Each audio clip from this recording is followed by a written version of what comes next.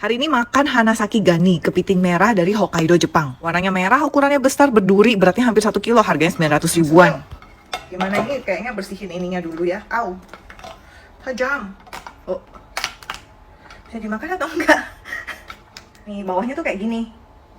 Ini apa telurnya atau bisa dimakan apa enggak? Aku cobain deh. Kayaknya telurnya deh, enak deh. Berarti ini cangkangnya harus dulu. Aduh, airnya. Kayaknya airnya tuh yang enak nih, jusnya nih. Sayang. Manis banget.